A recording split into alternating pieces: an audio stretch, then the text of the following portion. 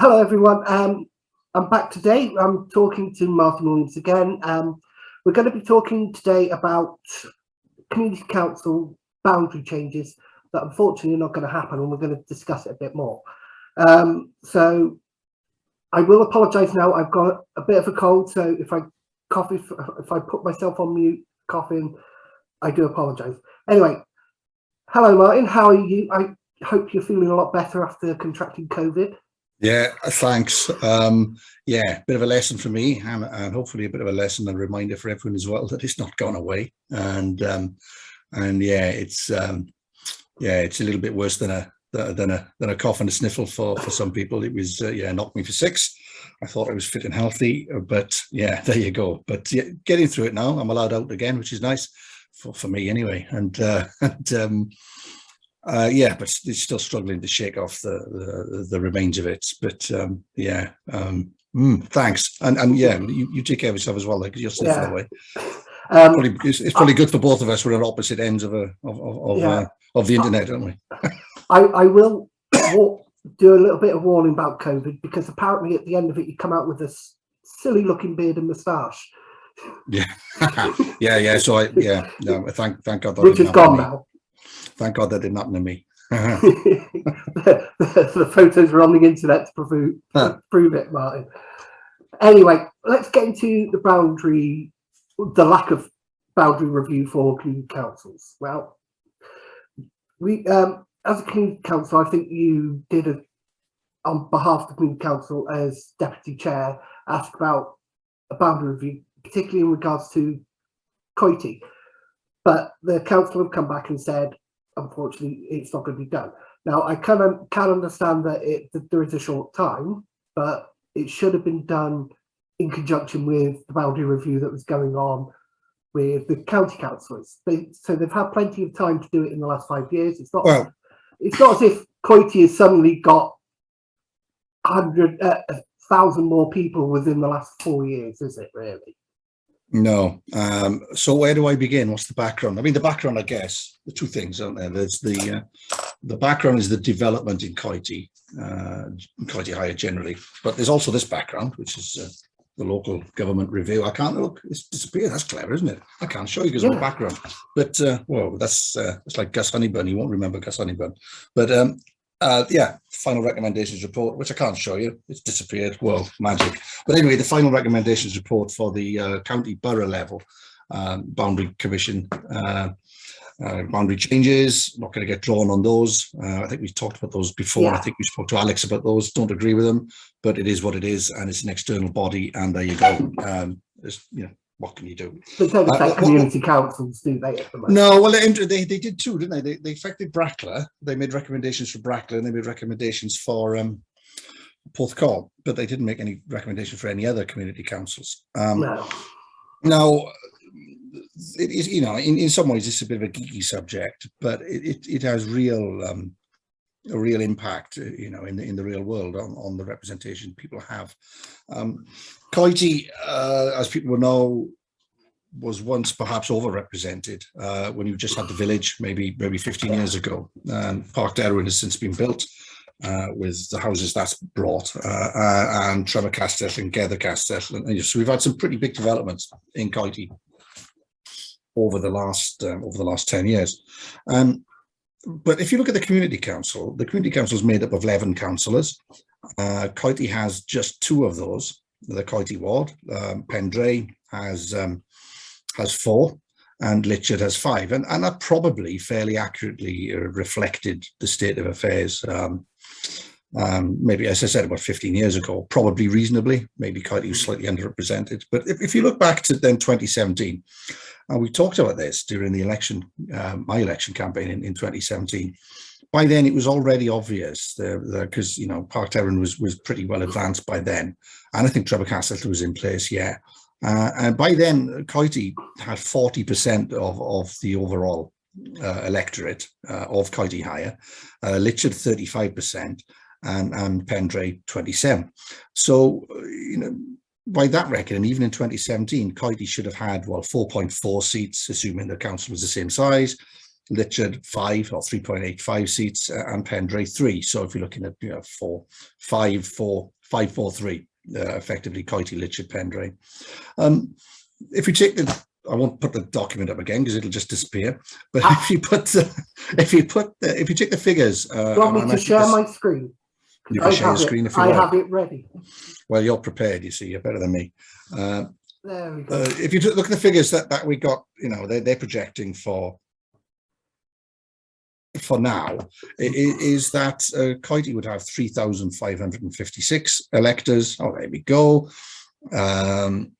Litchard 2,172 and Pendray 1,777. And I recognise those figures. Coity, has grown massively. Litchard broadly stayed the same, although there are a number of new houses in Park Derwent which actually fall into Litchard. And the Pendray, those 377 houses are the new houses you see along the bypass, if you know this part of the road. So I mean, they all stack up. They're all logical. I'm not going to split hairs over one or two houses or one or two things there. But what the upshot of that means that Coity ward now has 47% of all electors in Coity Higher, yet only has 2 of the 11 councillors. Litchard is dropped slightly. That's dropped from 35% to 29, and Pendray is dropped ever so slightly from 27 to 24. So those two, relatively speaking, have changed. Look at this. Look at all the stuff you've got here. Coity is massively underrepresented at the community level. So it was always assumed and expected that there would be a community boundary review for all of BCBC area, as I understand it, prior to this forthcoming local government elections in May next year. And I hadn't heard anything of it. I know for a fact that BCBC Electoral Services, who are very good, I have to put my hand up, I don't always praise BCBC, but they are very good. We're waiting for the Boundary Commission for Wales to complete their work on the borough wards before undertaking the local boundary, or the community boundary review, which is BCBC's responsibility. And because of COVID and other things, the Boundary Commission for Wales review was late, and it has left them with perhaps less time than they would have wanted to carry out the overall community boundary review. But I have to say, when I got in touch with them, and it was in a personal capacity, actually, it wasn't in behalf of the council. I did ask that the council could make representation, but I was impatient, so I got hold of them personally as well. I was shocked, really shocked, when I was told it's not going to happen.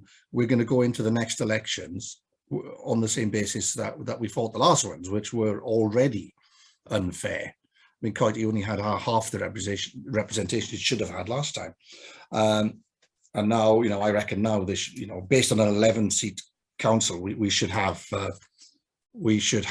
at least 5 seats. I'm absolutely shocked, and I just don't understand how you can go in knowingly go into the next local government elections with such such a disparity. I don't want to take councillors away from Pendray and Litchard. I'm not saying that at all. And if necessary, let's add councillors. But I don't understand why. How can BCBC do this? How can they go into these elections knowing it's their duty to ensure the fairness of of the boundaries, community boundaries, and how can they go in and do this with a clean conscience? They can't possibly do that. So what I'm calling for, and hopefully the council, the council has supported this, the community council supporting this, is an emergency review, and that there should be an interim arrangement for Coity Higher to come into place as soon as possible, certainly to come into place for the May elections, and then by all means have your full boundary review after that. But there has to be an interim review, because this is just grossly unfair and profoundly undemocratic.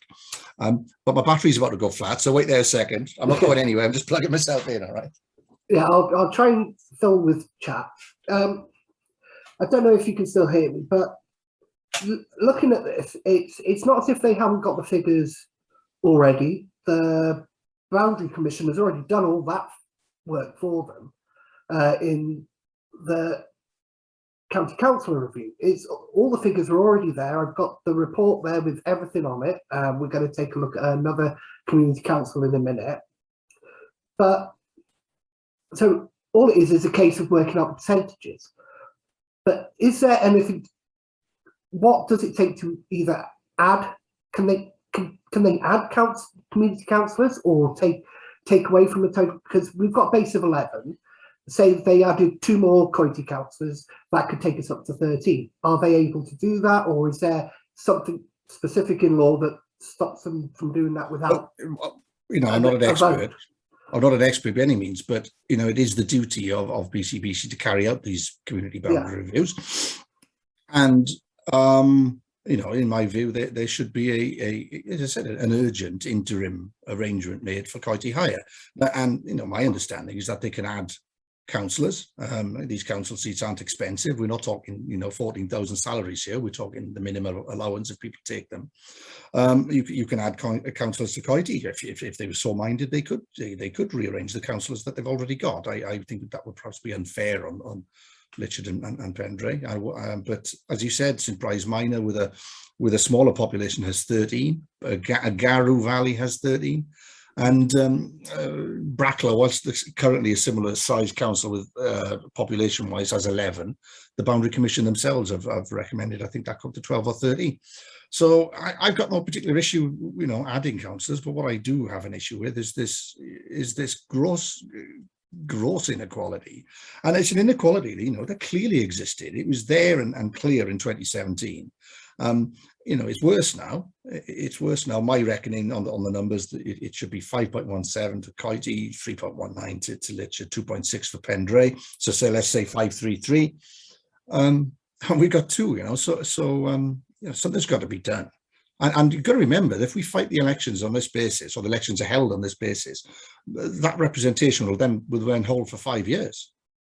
So you won't suddenly, have, and in 5 years, it's not going to be much worse, but it will be slightly worse again. So I'm staggered. I'm really staggered. And I don't want to point fingers because as I said, electoral services in Bridgend, hugely impressed with them, and they do a lot of good work there under pressure.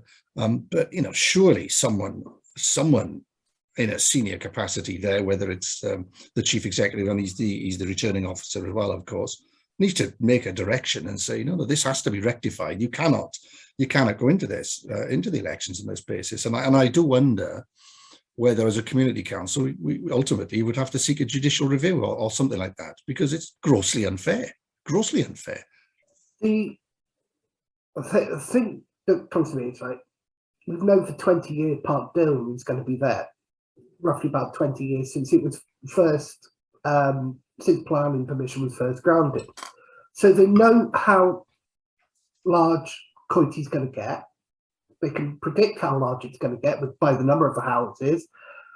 And yes, there's been more since then with extra planning permissions granted, so on and so forth. Why isn't this planned for in advance rather than what is essentially going to be 10 years after it's already too large before a review is fulfilled and possibly Coity getting more councillors? Well, it's what can you say? What can you say? I mean, with the this is County's councillors, which in the whole scheme of things, some people may not think is very important, but you could equally say where are the school places? It's almost as if where are the school places? Where are the doctors? Why isn't Junction 36 sorted? You could say all of that sort of thing. It's as if these houses suddenly appeared from space, and BCBC have gone, oh my gosh, what all these people? Well, they want services now. They want to be represented. How on earth could that happen? Yeah, but we'll go back to St Bride's Minor, and we'll point out the disparities, because I've got the screen up now, which shows how many electors compared to, how many electors there are in each ward in Brinkethin, Brincoch and Sale. So you can see that the three of them just make up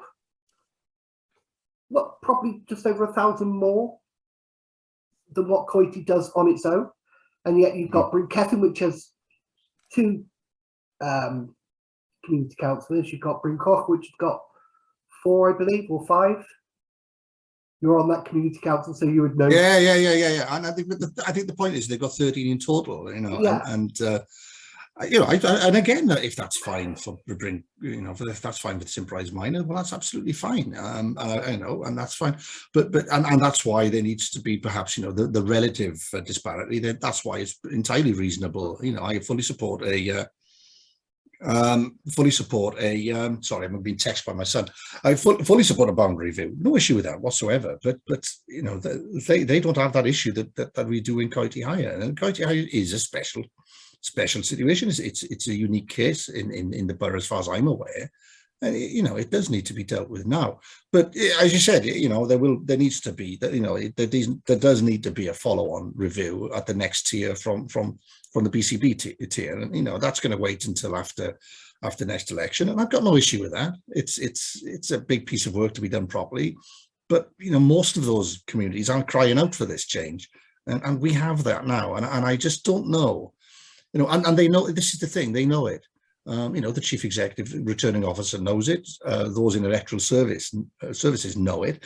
Everyone in BCBC knows that there's an electoral inequity in County. They all know this. They have the power to change this, and yet they're quite prepared to go into the next election on this basis. I just find that staggering. And I know some people will say, it's not the biggest thing in the world, but at what point do you say, well, actually, you know, direct democracy is important? And if you know, if you live in County, and sorry, my son's ringing me and texting me. Give us a second. Yeah, no problem. Would you like me to pause? No, you carry on. We look at. No, if you live in County, you know, you look at. You start to look at things like this, and you go, yeah, well, it's in isolation. Hale Spencer. The school's too small, yeah. All of these things, you know, the nonsense that's going on now with the community centre, and all of these things, and you start to say, well, you know, what would a BCBC got against us? You know, it just, you know, it all goes back to, remember we saying, why did you stand in the first place when we met? And it's all of these things. You just go, well, these are so bloody obvious, and so necessary to be fixed. We just fix them. But actually, if they are so obvious and so necessary and so straightforward, and you're not fixing them, well, people are going to start wondering what on earth's going on. What's the agenda? Now, I'm not a conspiracy theorist, never have been, you know, but you know, people will start going, well, what BCBC? Why do they dislike County so much? Really strange. It's like the representative at the county level, there has to be a certain amount of people to the representative. I think it's roughly about 2,100 elected. It's in the book, yeah. Yeah, and then an MP and Senate member has to have a certain amount as well. But does that relate to a community council? Is there a certain amount of electors that guides how many seats they get in a ward? I imagine they would do a version. You know, a county-wide version of what the Boundary Commission did across Wales, because when they looked at what across Wales, I think what their starting point was, what's the average representation, you know, per elector to a councillor in of all of the 22 unity authorities, and then that was their base, and then they worked through and tried to equalise that. So I imagine that's what the starting point would be in BCBC. Then they look at the 20 town and community councils, what's the average representation, and look at the variances. So, you know, I've got, you know, absolute faith that when the review is carried out after the next election, this will be rectified. But, you know, it won't be rectified until 10 years after they already knew there was a problem. Yeah, it can't be acceptable. It can't be acceptable. I mean, and how much work is it really? Well, as I said, they've got all the calculations there. The Electoral Commission's already done that for them. All they have to do is adjust to the area. But we've got a good community in, I'd say, the whole of County Hire that does engage and appreciates what the community council does. And Bridgend is one of the few that does have a community council in every area covering the whole county. I'm not sure if it's unique, but if it's not unique, it's certainly unusual. Yeah, it's unusual. So One Voice Wales is the government's, I suppose, right hand for community councils. Well, no, I think to be fair, this is the opposite. It's to be fair to One Voice Wales, it's come from the town and community councils upwards, if you like. So I think they've worked very hard to get that voice with the government. But yeah, it's the guidance that their aim is to get a community council in every that covers every area in Wales, because they see the good the community councils do, but we see the bad that they do, and that seems to get a lot of attention. But Coity High's got a good engaged electorate that, okay, they don't come to meetings, but they're contacting the community council all the time. They work with the community council all the time.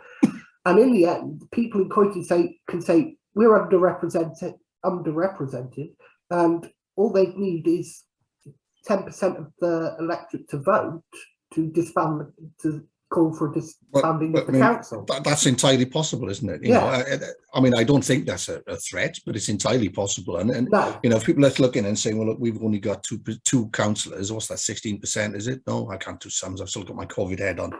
But if you've got, you know, that sort of representation, when we've actually got almost half of the population, well, it's, you know, you can see circumstances where that would happen, and that would be, you know, a real shame. Come on, BC, just, you know, you've got, as you say, you've got the numbers. How long does it bloody take? Just, you've got options, haven't you? You've got these numbers. You could probably come forward with about 2 or 3 options, and you quickly consult it, and there you go. So what do you know? Do you add some councillors? Do you take some off? Just, well, look, there's probably about 3 options there. Let's just do it, yeah. Yeah.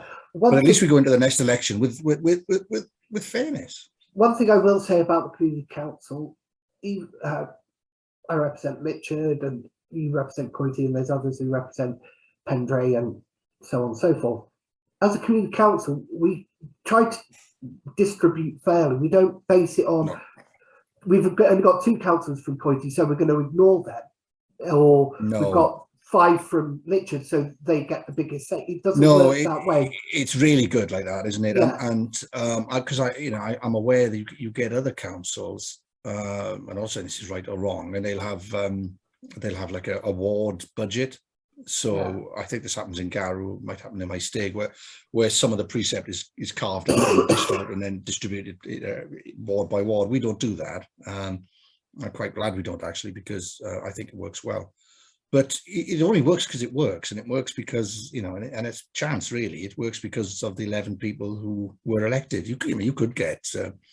It's quite, you know, it's perfectly conceivable that you would have a different set of circumstances where wards would say, no, we've got 5 and we've got 1 or 2 from the other, you know, and we're gonna pull rank, and they're not getting anything. And then that's where the circumstances that you've outlined, you know, where people could call a petition to end the council. I mean, as I said, I think that's an unusual, unlikely outcome. But I mean, you can see the circumstances where that would arise. I will say the only area that we do, but we do this on a rotation basis, is the Christmas lights, where we build up one area, replace with new lights, and we go round in a circle every so often. So that everywhere getting new lights every so often, because we can't have new lights everywhere every year. It's I mean, it gets really expensive. When that was essentially you've got to start somewhere, haven't you? So I can't remember the order it went now, but yeah, you're right. And you know, we had to start somewhere, though. That was the thing, and I think that's worked. I think that's worked.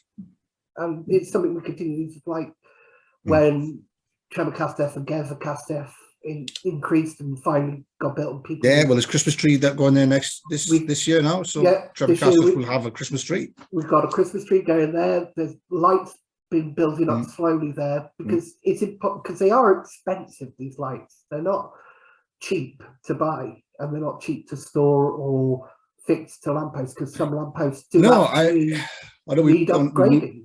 We moved off slightly now from democracy to lights, but no, you're right. But yeah, that's another thing we've done, you know. So, you know, as I said last time we chatted, I had to make a list of everything we've done, and it's all sorts of stuff. I mean, we didn't have these permanent lights in 2016, and now we've got lights everywhere, which is great. We got 2 or 3 Christmas trees up this year now as well, and you know, some people think it's unimportant. Well, they can express that view at the ballot box in May if they want. But I think I think it is important, not it's about balance, isn't it? So we've got Christmas lights, Christmas time. Kids love them. I love them.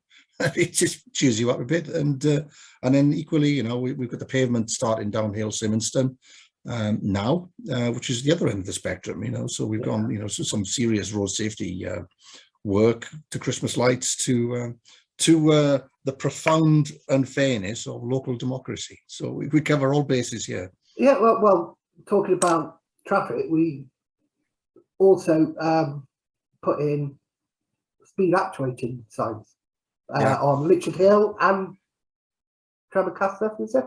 Got one there as well? No, yeah, we've got three. We've got on the Coity bypass opposite Tramacaster, 2 sets there, Litchard Terrace and Litchard Hill. And last community council meeting, I've asked, and it's been agreed that we get a price to see if we can get one on the top of Hale Spencer as well, as you come off the common into Coity, to see if we can do something there about the speed, even if we can't get the overall Hale Spencer scheme in place. So let's see if we can get that moving. Yeah, well, we'll slip off the topic of democracy now. We'll move on to the council. I missed the last meeting. I was away. I was up visiting my daughter, but there was some news in regards to an asset transfer for us. Llanmore, yeah. No, that was really, really interesting. We had an ambition, as you know, as community council, to transfer or take control of all the play areas within our patch. And we've been successful in a number of those, and we've refurbished them as well, and it's been one of our great successes. One we struggled to get hold of was the one in Jocelyn Terrace there, which Llanmore put in when they extended that. They built the small development there a couple 5-6 years ago, and they were struggling to get BCBC to adopt it. And we wanted to take it on, but we were going via BCBC, but we couldn't adopt it because they didn't yet own it. And we wanted to put something else there. I can't remember what we wanted to put in. Was it a dog waste bag or a bin or something like that? And we couldn't do it because BCBC didn't own it and all the rest of it. Well, yeah. So yeah, we had an approach from Llanmore, and the long shot is the community council will be transferring directly from Llanmore to the council. So Llanmore will, and it's not just a play park. It's a small play park, but it's still relatively new, and it's well equipped, and there's quite a sizable bit of public space there as well. I can't quite describe it. A dell or a little copse or something like that. I don't know. A little walkway with trees surrounding it. Which is quite nice. No, it's like I'm trying to think what I would call it now. I'm not really I don't even know the word for it, an arborist or an horticulturalist, but no, a really nice piece of land, and a great opportunity and to acquire some public space. BCBC now have been well, this has got nothing to do with them, so we're going to transfer that directly from Llanmore to us, and yeah, just like buying a house now, so it'll go through the the legal process, and yeah, they're really, really, really good news, and a little bit out of left field. So it's a better result than we could have imagined, really, because with the asset transfers, you get them on a 35-year lease, and there are some clauses within those leases that tie hands to a degree, but to get a bit of freehold property, let us for the benefit of the community forever. Fantastic, really, really good news. And yeah, just at the same time, we were having frustrations with Hale Mire in Litchard, where we thought we were going to transfer that. We didn't. Then we were successful in getting funding, but we weren't allowed to. Whilst that was going on, and we sort of expended a lot of energy there, getting frustrated with Hale Mire, out of the blue, we have a success, down the road in Jocelyn. So yeah, we had great news. Any updates on the 2 asset transfers of Pendray and Litchard Cross Fields? Litchard Cross, I'm trying to think. because I've had a working group since then, which wasn't a public meeting. So I'm trying to remember what was public and what I can say because it's already public, and what I can't say because the council doesn't know yet. Litchard Cross, more complex. Yeah, I mean, still again staggered that our end could just toss away the keys and say we don't want this anymore. The community council is committed to try and make that work, but both the transfer of the community centre and the playing fields, but it's quite a complex one. It's no longer a going concern. I mean, it's been closed since before COVID. So whatever books they provided to us are no longer valid, really. You can't say that these groups are using it, therefore there's a steady income of X, because of course it's been shut.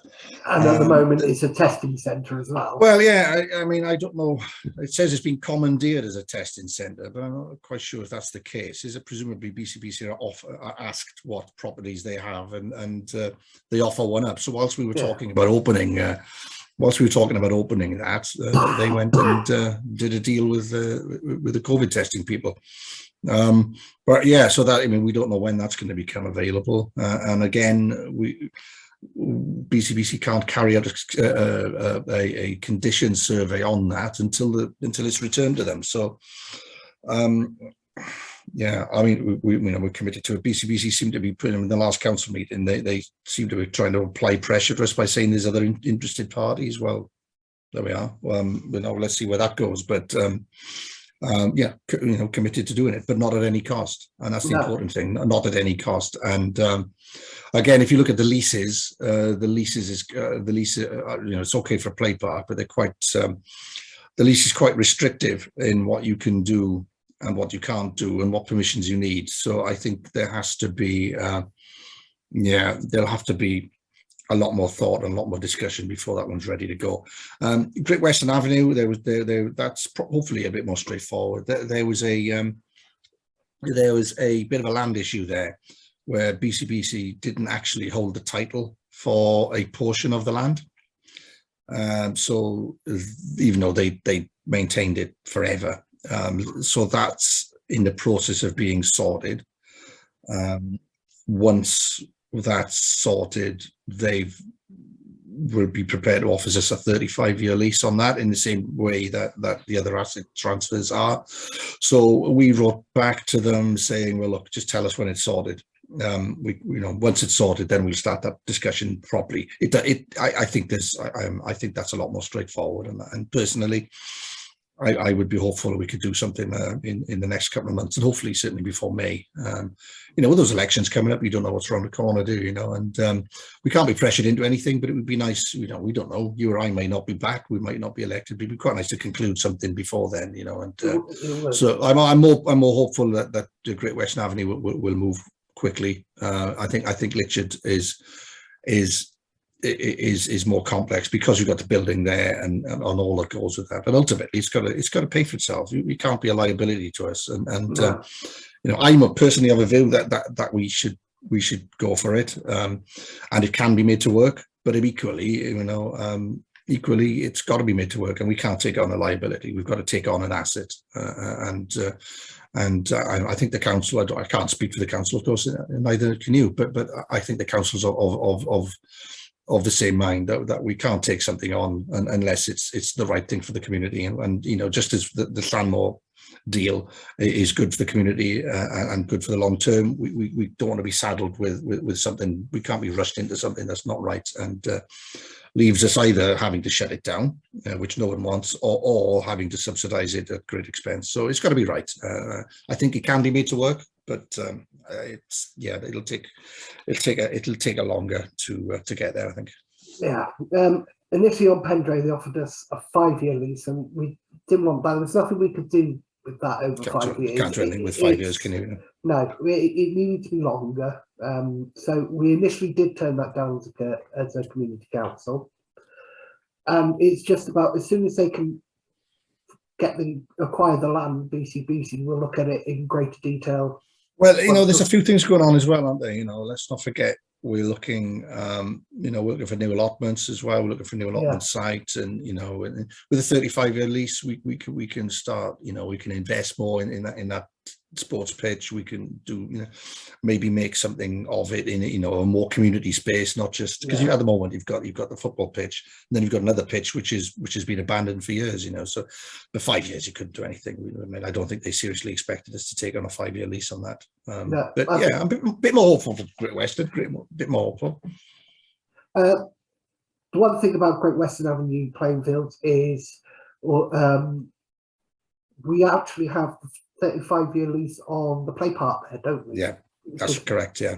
So whatever happens for the next 30 years or so, or 30 odd years, because it's a couple of years since we did that transfer now, that will be in the hands of the community. Yeah. So whatever happens, whether if we don't take it on and somebody else takes on the field, whatever it goes towards, that park's going to have to stay there for 5 safe. years. There, that's safe. That's and less so now. But there's been quite a lot of comments on social media, and I've had the odd email and that, even though I don't represent Pendray, about that play park when the bin is full and the kids have damaged it, and whether that's happened before or not, I don't know. But I do get the sense people do recognise it now and seem to own it. There's a sense of community ownership there, and perhaps the way they didn't before.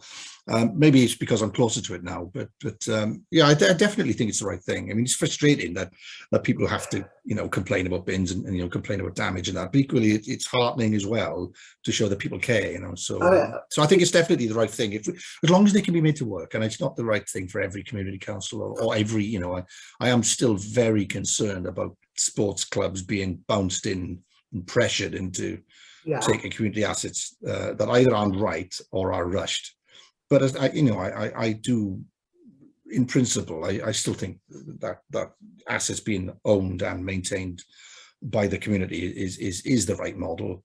But it's got to be, it's got to be right. It's got to work, and I don't think one cap fits all either. And as I said, the lease for Litchard. No, I don't think so. But then, that lease might work for something else in other circumstances. Yeah. I was going to say something. Pendray Fields is one of the parks we refurbished, wasn't it? Yeah. So I think that's why the community are probably more involved to see that the community council, and it's their money, has gone in to try and make their community better, and they take more pride in that then, rather than left to rot like we've seen some play parks across the county. And I don't know, I don't know how closely people look at their council tax bill. Probably not as close as you might imagine, actually. But it's a very direct link between the precept we set and the money we spend. There's very, we do get some external funding, but essentially what we raise is what we spend, and what we spend is what we've raised from tax. Unlike BCBC, where you get council tax is a third, and then there's a third from the block grant and a maintenance grant and the rest of it. Yeah. So people can see very clearly that if someone's damaging their assets, and that's their money. There's a direct line between that someone setting that swing on fire and that third line on their council tax bill. So there's a very direct link there, which I think is very important. Yeah, and we've got evidence towards that because the play park, I think, behind the castle has been vandalised a few times, and we get reports straight away from people who've tried to use the park that swing's broken, the fence is broken. Or thankfully, the vandalism was the old park, so was it? Touch wood, it hasn't happened to the new one. But yeah, apart from the signs keep the signs get ran. But no, I get if something happens up there, I know immediately, which perhaps wasn't the case before. Yeah. No, I think people can see the community council trying to make the community better, and it restores a bit of pride, and people want to do as much to keep it as nice as possible. But you talking about council tax, it does lead into something else that I discussed in a video earlier this week, and that was the annual report that came out a week ago. Now, I did a slight breakdown of it, and it was extremely vague and confusing. It's not written for the ordinary person like me who doesn't have all these degrees in business or whatever. It's not, even though the reports are published and people are encouraged to read them, then they're not clear. As I pointed out, and a big one was the breakdown of the costs and the money. that 7% for the chief executives, which says nothing Yeah, else. but I mean, there'll be a lot in there, won't there? The chief executive will include. I mean, he'll have his team, and there'll be functions within there. I don't know whether the legal team, for example, will sit in there, but there will be other functions within there, not just the chief executive and his PA, you know, and the tea and the biscuit supply. There'll be a lot more in there. But yeah, I get your point. I mean, I've been laid up for the best part of 10 days or longer, so I haven't. Yeah, maybe you think that's the perfect time to read a document like that, but I can be honest, it wasn't the top priority. But I have flicked through it, and I do get what you mean. It's I think it's written for people. It's written for the same people who write it, isn't it? You know, it's you've got to be very careful with any profession. I think that you don't end up in your own little bubble. And I know, you know, I'm sure a lot of effort went into it. But I'm not quite sure who the audience was intended to be, because, as you say, it's not easily digestible, and so is it written for auditors and other councils and you know, the Welsh government, or is it for the public? And I think there's a danger that you end up writing something that's for actually quite a limited audience, and you end up saying, look, you know, aren't we better than RCT, and RCT aren't we better than you know, Neath Port Talbot, and actually it becomes quite a sort of a little bit of a colloquial thing. A lot of information, and I'm sure, yeah, but right. I think you know, and as we get to the next elections, I'm sure this sort of thing will come out more and more. But you know, I'm a big believer in transparency and accountability, and whilst it's a step in the right direction, I think there are quite a few more steps to be taken before people look, if you didn't understand it easily, then what's the purpose of it? You know, we have the same in work. I work in construction, or kind of utilities and construction, and you know, you'll have monthly reports and what have you, and particularly when you become a client, you get very used to being baffled by BS, you know, and so you want to cut through it, and very easy to you know, forget the quality, feel the weight. No, what you need is simple metrics, simple reports that mean something to ultimately the people who pay the bills, and that's us, all of us. So yeah, I'm with you. You know, you've got to applaud them for writing it, and no doubt an awful lot of effort went into it. But how much of that will be read, how much will be digested, and how much does it actually make a difference to you or I? Don't know. No, it's not as bad as the audit for the Capital Regional deal that I read yesterday. That's even more pages. No, you must. I'm a glutton for punishment. Be bored. You must be bored. But then a Capital Regional deal. No, there's another kettle of fish. We're not going to talk about that. We'll never get off. No, we'll be on here forever. No, it's. I just find that there's a lot of. It's very vague. Instead of pointing out the things that it seems vague to make people switch off so you don't see the bad that's coming up. That I think they were worried about not meeting certain targets when they couldn't because COVID. And so worried about that, we do have an understanding that COVID has changed things. So yeah, you can't. There's some targets they absolutely massacred and I think there's away, a real. and they did well.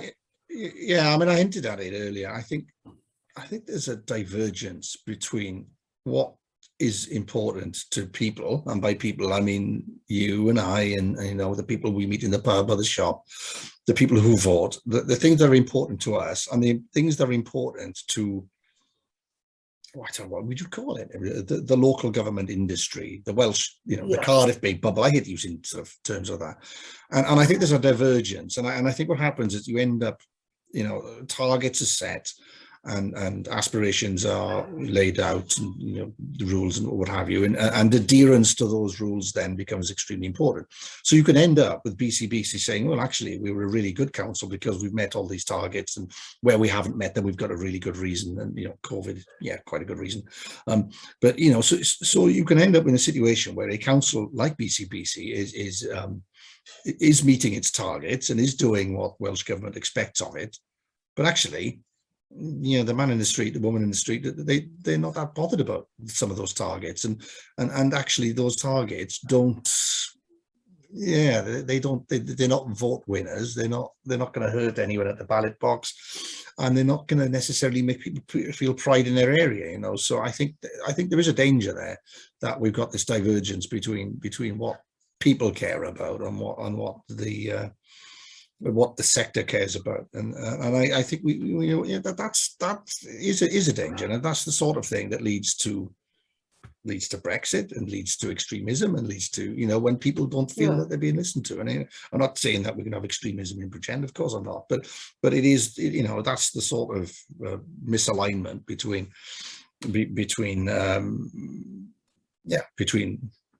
people's aspirations and people's expectations and the political elite, for want of a better word. God, I don't want to sound like Farage now. I don't want to do that, but you get what I'm saying. Yeah, I go what you're saying. It's okay. People have their priorities, what they think a council or a government should be doing, but then the council have this certain belief, or the higher up government have a certain belief of this is what people should care about, but people quite often don't. That's a good thing, isn't it? It's the disconnect between the two. Well, there's a big disconnect last week. Let's talk. Bridgend County Independence put a post out about wildflower planting of roundabouts. And the local Labour group took screenshots and said, we care about all of this stuff, and all they care about is roundabouts. Fair play. I might do the same thing if I was in their shoes. But what if people actually do care about roundabouts? Actually, some people do, and if there's a roundabout you're passing all the time, and it's it's in poor order, well, that's the sort of thing that matters, and I think there is a disconnect between that, and mock it if you want, and as I said, if I was in their shoes, I might do that, but people do care about these things. These little things do matter to people, and if people feel that the things that matter to them aren't being addressed, well, that's when they get cross, and that's when they start either not voting or voting for someone else. Now, when I read that post about the roundabouts originally, not the Labour post, the Bridgend County Independence one, I didn't look at it that people think, roundabouts need to be, they care about roundabouts in that way. From the motorist standpoint, I looked at it as if roundabouts are overgrown, messy, one, they attract wildlife that are constantly running back and forth across the road, rabbits, and people don't like not running over rabbits or things like that. And the other thing is, overgrown, you can't see traffic properly coming round. So there are practical reasons why they need to be maintained. I think it's just a bit of a metaphor as well, and that's why I raised it now, not to make it overly political, but I think it's quite interesting. It's quite interesting that you have a group of people who think clearly, because they posted about it, that that's unimportant, it's petty, we shouldn't be worrying about that sort of thing, it's beneath us, it's the things that they care about are the important things. But there are a lot of people who do care about the little things. A lot of people care about the little things, and ignore the little things at your peril. That's what I say. Yeah, well, I that was the post that I had trouble with, and we won't talk about that. It was funny. One of the examples they used, the empty homes part. Okay, the council have delivered it, the whole of the council, not just one group. But it was originally brought up by Sorrel Bendy and I believe a couple of others from other parties. Yeah, and I think it's been talked about before, and then it was belittled. I think I think they went, they belittled. You can't do this. It was. I remember the response. I can't remember the exact response Sorrel got, but it was, "This isn't practical. It's not." Oh yeah. But apparently, it was something that they've always looked at and wanted to do. Yeah, well. Maybe they've been taking lessons from Boris. I mean, he doesn't seem to bother him. He can change his mind with impunity. So there we go. But no, you're right. It was raised. It was raised, I think, by Sorrel in council, discussed by others before, and certainly belittled. It's belittled, impractical, as you said. But there you go. Yeah. 5 years is a long time in local government. Yeah, but a lot can change. But I tell you what doesn't change, to go full circle, is that County is still underrepresented and it's getting worse. How about that? He's trying to end the conversation now. Trying to end it. podcast. Anyway, we will leave it there for today. Thank you, Martin. Thank you for talking to me. I hope to be get a few councillors together to do a live chat soon on YouTube, and hopefully I'll get a few so we can bat around ideas and talk about what's good and what's bad and where the No, that would be lies. good. I'd really, you know, I wouldn't want to presume I'd be involved in that, but I mean, I'd really like to see it. Yeah, that would be really good. And yeah, I mean, hopefully it wouldn't be too. Hopefully it won't get too contentious. But you know, if it's a decent conversation, that would be really good to see. I think it'd be good if people could then on a super chat ask questions, so councillors aren't prepared in advance of what these questions are, because I do give councillors certain questions in advance so that they can give full detailed answers, but then you can get the off the cuff answer and get their true meaning at that point, rather than the political answer, this is what I'm going to do because it sounds great, rather than that. So I hope to get a few people involved with that, and I will keep everybody up to date. And well, thank you again, Martin, and thank you everybody, and I'll say goodbye. Bye. Thanks. See you soon, Luke. Bye. Bye.